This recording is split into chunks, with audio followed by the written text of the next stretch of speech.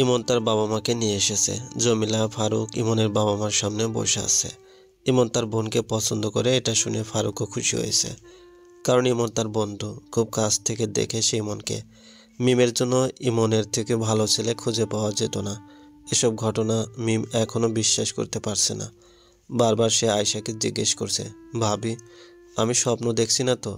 ভাবি তুমি আমাকে একটা চিমটি কাটো না। আয়শা হেসে বলল, এখনই দেখছি মাথা খারাপ হয়ে গেছে, বিয়ের পর তো খুশিতে পাগল হয়ে যাবে। আমার সত্যি বিশ্বাস হচ্ছে না ভাবি। কালও তো ভেবেছিলাম কিভাবে অন্য কাউকে বিয়ে করব আমি। মন থেকে চেয়েছো, তাই আল্লাহ তোমাকে ফিরিয়ে দেননি। ইমনকে ঠিকই তোমার করে দিয়েছেন। এবার আল্লাহর শুকরিয়া আদায় করো। তা করব, কিন্তু ভাবি তুমি যদি আমার মনের কথা না বুঝতে, তাহলে এসব হতো না। মা তো আমাকে ওই ছেলের সাথেই বিয়ে দিত। আয়শা এ ঘরে এসে শাশুড়ির পাশে দাঁড়ালো। আয়শার দিকে তাকিয়ে জমিলা কথা শুরু করলেন, আমার মেয়ের কপাল, তাই তো বিয়ের আগেই সত্য সামনে আইছে, নইলে যে কি হইতো। ইমনের মা বলল, এই জন্য আমি আজকালকার ছেলে মেয়েদের বিশ্বাস করতে পারি না। কিন্তু মিমকে আমাদেরও অনেক পছন্দ, ভুল আমাদেরই হয়েছে। ছেলের পছন্দের কথা জানার আগে আমাদেরই বিয়ের প্রস্তাব দেওয়া উচিত ছিল। জমিলা হাসলেন। ওনার এই মেয়ে এত ভাগ্য নিয়ে দুনিয়ায় এসেছে জানা ছিল না। কথায় কথায় উনি মেয়েকে কত কিছু বলে খোঁটা দিয়েছেন। আর এই মেয়েকে ঘরের বউ করার জন্য মানুষ পাগল। ইমনের বাবা বললেন, আপনারা আগে যে সময় ঠিক করেছিলেন, আমরা সেই সময়ে মিমকে আমার ছেলের বউ করে নিতে চাই, নতুন করে আর কোনো আয়োজন না। বারান্দা থেকে জানালা দিয়ে উকি দিল মিম। ইমনের চোখে চোখ পড়তে হেসে ফেলে লজ্জায় লাল হয়ে দৌড় দিল। কতক্ষণ ইতস্তত করে ইমনের মা বললেন, ছেলের বিয়ের কথা তো পাকাপাকি করে ফেললাম আপা, এখন আমাদের আর একটা দাবি আছে। যদি আপনি কিছু মনে না করেন তাহলে বলতে পারি। জমিলার মুখ থেকে হাসি সরে গেল। চট করে আয়শার দিকে তাকালেন তিনি। ইমনের মা ব্যাপারটা বুঝতে পেরে বললেন, না না, আমাদের কোনো চাওয়া নেই, অন্যায় কোনো দাবি করব না আমরা। আসলে আমার নিজেরও একটা মেয়ে আছে, ইমনের 2 বছরের ছোট। ওর জন্য ছেলে দেখছিলাম আমরা। জানেনই তো এই যুগে ভালো ছেলে পাওয়া মুশকিল। তার উপর মিমের সাথে এই ঘটনার পর তো আমি আরও ভয় পেয়ে গেছি। তাই আপা, মেয়ের মা হয়েও আমাকে বলতে হচ্ছে, আপনার ছেলে ফারুককে আমাদের ভীষণ পছন্দ। আমি ফারুককে আমার মেয়ের জামাই করতে চাই। আপনি কিন্তু কোনো আপত্তি করবেন না। ফারুক একবার মার দিকে একবার ভাবির দিকে তাকালো। আয়শা হেসে ফেলল। জমিলা হতবুদ্ধি। একসাথে এতগুলো খুশির খবর শুনবেন ভাবতে পারেননি তিনি। ইমনের মা আগের মতোই বলছে, ইমনকে জিজ্ঞেস করেছিলাম আমি, ও বলেছে ফারুক কাউকে পছন্দ করে না। আপনারা ওর জন্য যাকে পছন্দ করবেন তাকেই বিয়ে করবে। সে কারণেই কথাটা বলতে সাহস পেয়েছি। নইলে ছেলেমেয়েদের আগে থেকে পছন্দ থাকলে কিছু করার থাকে না। আমার মেয়েকে তো দেখেছেন আপনারা। ফারুক কেমন একটা অস্বস্তিতে কারোর দিকে তাকাতে পারছে না। ইমন ওর কাঁধে হাত রেখে বলল, কিরে এত লজ্জা পাচ্ছিস কেন? হ্যাঁ, এখনো তো বোনের জামাই হসনি। বিয়ের পর না হয় লজ্জা পাস, এখন আমরা শুধু বন্ধুই আছি। ফারুক ওর দিকে তাকালো। ইমন ওর অস্বস্তি বুঝতে পেরে বলল, আমার বোনকে পছন্দ না তোর? ইমন, আমি সেভাবে কোনোদিন ভেবে দেখিনি। তোর বোনকে ওই চোখে? মানে আমি? হুর শালা, আমাকে লজ্জা দিচ্ছিস তুই? তোর বোনকে আমি ওই নজরে দেখেছি? তুই আমার বোনকে দেখিসনি, এটা জানিয়ে আমাকে ছোট করছিস শালা। অসহায়ভাবে ফারুক বলল, তোকে ছোট করবো আমি? তাহলে ওসব বলছিস কেন? আমি জানি আমার বোনকে তুই অনেক সুখে রাখবি। তোর তো কোনো গার্লফ্রেন্ড, আরে দূর গার্লফ্রেন্ড, তোর তো ক্রাশও নেই। আমার বোন অনেক লাকি, তোর সব ভালোবাসাও একাই পাবে।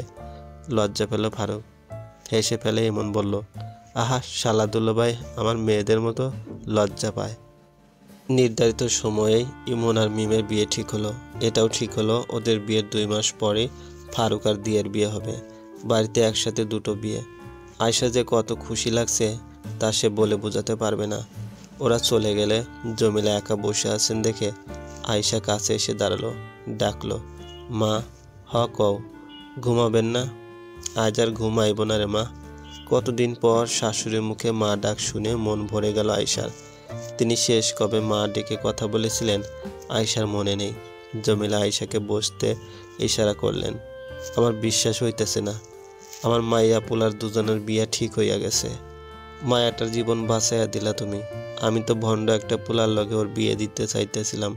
একটু থামলেন তিনি, ওনার চোখে মুখে চাপা হাসি।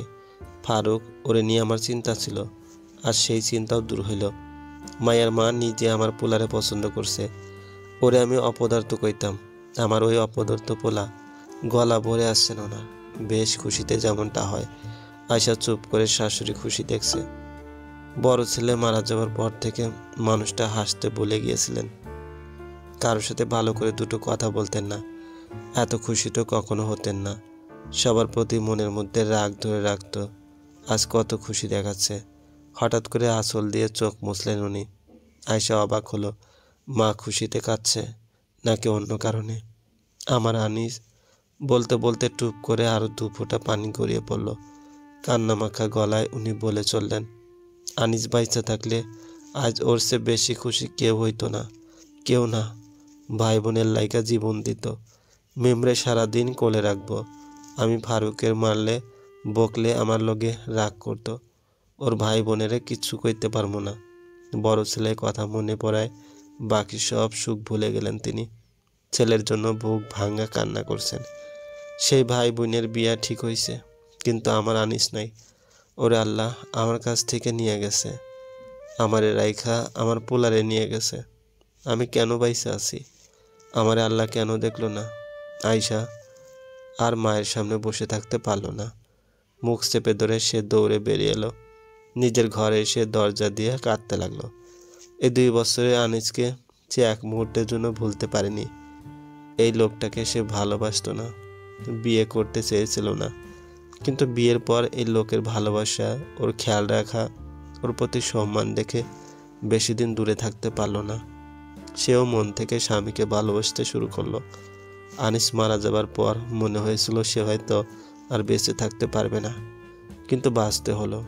দুঃখ লুকিয়ে হাসি মুখে আনিসের দিয়ে যাওয়া দায়িত্ব পালন করতে থাকলো। সে থেকে দেখতে দেখতে 2 বছর পেরিয়ে গেল। ওই ঘরে মাকে কাঁদতে দেখে মিম এসে ভাবির ঘরে দরজা ধাক্কাতে লাগলো। ভাবি, ও ভাবি, দরজা খোলো না। অনেক ডাকাডাকির পর চোখ মুছে আয়শা এসে দরজা খুলে দিল। ওকে দেখে মিমের কিছু বুঝতে বাকি রইল না। সে এখন ছোট না। আয়শার লাল লাল ফোলা চোখ দেখে বুঝে নিয়েছে ভাইয়ার কথা মনে পড়ায় মার মতো ভাবিও কাঁদছে। কিছু না বলে ভাবিকে জড়িয়ে ধরল মিম। আয়শা মিমের প্রশ্রয় পেয়ে হো হো করে কেঁদে ফেলল। পিঠে হাত বুলিয়ে দিয়ে কিছু বলতে বলতে মিমও কেঁদে ফেলল। ভাইয়াকে সে সবচেয়ে বেশি মিস করে। ভাইয়া তো তাকেই সবচেয়ে বেশি ভালোবাসতো। মা যখন ভাবিকে কথা শোনায় তখনও মিম ভাইয়ার কথা মনে করে আড়ালে গিয়ে কাঁদে। ছোট ভাইয়া যখন তার জন্য কিছু নিয়ে আসে সেটা দেখেও মিম বড় ভাইয়ার কথা মনে করে কাঁদে। যে সময়টাতে একা থাকে তখনও ভাইয়ের কথা ভীষণ মনে পড়ে। ওই ছেলের সাথে বিয়ে ঠিক হবার পরেও ভাইয়ের কথা মনে করে মিম কেঁদেছে। ভাইয়া থাকলে এসব কিছুই হতো না। 2 সপ্তাহ পর বিয়ের কাজ শেষ হয়েছে। একটু আগে কবুল বলে দুজন দুজনকে স্বামী স্ত্রী রূপে গ্রহণ করেছে। আয়শা সব কিছু থেকে নিজেকে দূরে দূরে রেখেছে। তাদের চারপাশের মানুষ বলে বিয়ের কাজে বিধবার হাতে হাত দিতে নেই, অমঙ্গল হয়। মিমের ক্ষেত্রে আয়শা এই কথা মেনেছে। কোনো কাজে নিজে হাত লাগায়নি, তবে অন্যকে দিয়ে সবটা ঠিকভাবে করিয়ে নিয়েছে। জমিলা দেখেও কিছু বলেননি, কারণ এই কথা তিনিও মানেন, কিন্তু তার মন সায় দিতে চায় না। এই মেয়ের দ্বারা আর যা কিছুই হোক কারো খারাপ হবে না। এই মেয়ে কারোর জন্য অমঙ্গল ডেকে আনবে না। তবুও 10 জনের মুখের কথা। মিমকে গাড়িতে তুলে দেওয়ার সময় সবাই পাশেই ছিল। আয়শা শুধু একটু দূরে দাঁড়িয়েছিল। মিম মাকে ভাইয়াকে ধরে অনেকক্ষণ কাঁদল। শেষে ভাবিকে দেখতে না পেয়ে অস্থির হয়ে উঠল। ফোপাতে ফোপাতে বলল, ভাবি, ভাবি কোথায় মা? ভাইয়া, ভাবি কোথায়? ভাবি আমার কাছে আসছে না কেন? তোমরা ভাবিকে আমার কাছে আসতে বলো, নইলে আমি কোথাও যাব না। জমিলা আয়শাকে ডাকলেন। মিম ছুটে গিয়ে আয়শার বুকে পড়ল। পাগলের মতো কাঁদতে লাগলো। তুমি আমার বিদায়ের সময় আমার পাশে থাকবে না ভাবি? তুমি কেন নিজেকে আমার থেকে দূরে রাখছো? আমি লোকের কথা মানি না। তুমি আমার পাশে না থাকলে বরং আমার সাথে খারাপ কিছু হয়ে যেতে পারে। তুমি পাশে থাকলে আমার কিচ্ছু হবে না। তুমি হতেই দিবে না। আয়শা ওর পিঠে হাত বুলিয়ে দিচ্ছে। কাঁদছো কেন তুমি? এই পাগলি মেয়ে, আজকে তোমার কান্না করার দিন? সারাটা দিন তুমি কেন আমার কাছে এলে না? তোমার জন্যই তো আমি সব পেয়েছি। তুমি না থাকলে আমার সব শেষ হয়ে যেত। তবুও তুমি। কান্নার কারণে কথা বলতে পারছে না মিম। সবাই ওদের দিকে তাকিয়ে আছে দেখে আয়শা চোখ মুছে মিমকে সোজা করে দাঁড় করালো। ওর চোখ মুছে দিয়ে বলল, একদম কাঁদবে না। আমার কথা না শুনে আর এক ফোঁটা চোখের পানি ফেললে খুব খারাপ হয়ে যাবে। ইমনকে গেটে দাঁড় করে রেখে বেচারাকে কষ্ট দিচ্ছ। তুমি তো একেবারের জন্য চলে যাচ্ছ না, তাহলে এত কান্না কিসে? আমিও তো একদিন তোমাদের বাড়িতে এসেছিলাম, কই তোমার মতো অত কাঁদিনি তো।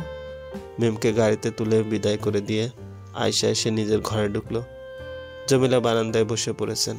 ফারুক কোথায় যেন বেরিয়ে গেল।